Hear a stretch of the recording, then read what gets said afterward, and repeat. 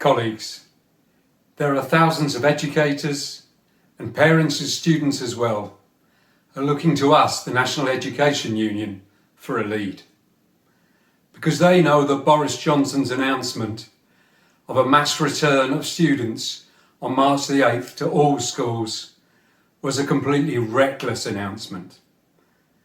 As the NEU and other education unions had warned, it's a step that risks yet another surge in infections and yet another lockdown.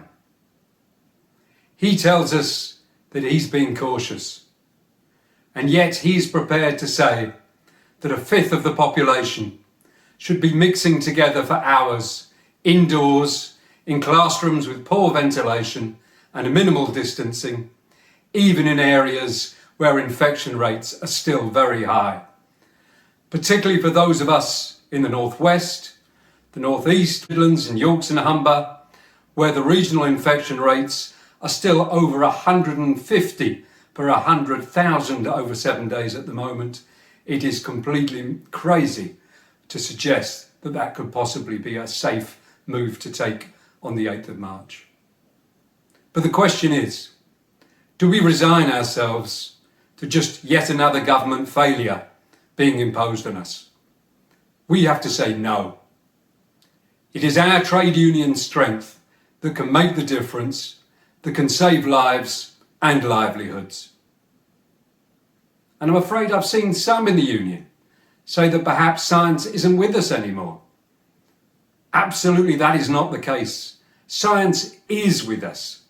SAGE, the government's very own advisors themselves, have said that the full return proposed now by Boris Johnson actually risks increasing the reproduction number R of this virus by up to 60%. SAGE acknowledge that young people do transmit the virus, that schools are the vectors for transmission that the Prime Minister himself admitted back in January. They've just said that the major determinants on the impact of opening schools are the community prevalence and the proportion of people vaccinated.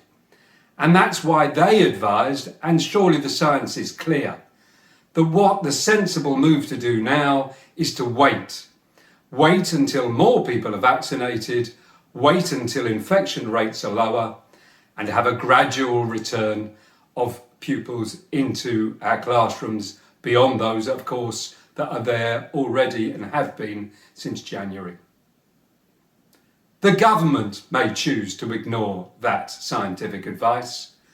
We've got to say that employers cannot.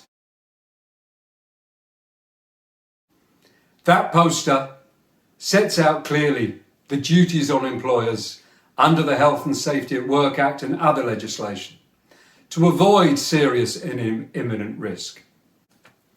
And what we need is a safe return with 50% class sizes based on local infection rates, not an unsafe rush to a full return based on politicians' dates. Let's be clear, as Independent SAGE and others have advised, that means no wider opening at all until local rates are under 100 per 100,000 over 7 days, and reduced class sizes until it falls to 50 over 100,000. And if those decisions are not met, then employers will be failing in their duties. They will be creating a serious and imminent risk and not taking action to prevent it. They may do that. We cannot fail our responsibilities. That's why, if those rates and those steps are not met, then we have to say we ballot across the employer so that if a spike does occur by Easter, then we will be there with an industrial action ballot ready to protect our members and our communities. We have to make clear that individual rights under Section 44 of the Employment Rights Act are still in place to not go into an unsafe workplace if there is a serious and imminent danger. So those are the points I hope that will be agreed at the National Executive. But whatever is decided at the Executive, we as union members need to discuss, need to listen, need to plan, need to agree a way forward. So I say, come to my meeting on Sunday. Let's join together. There will be plenty of time to hear from each other, to put forward different proposals and agree how we go forward between now and March the 8th to save safety in our schools and in our communities. It'd be great to see you there.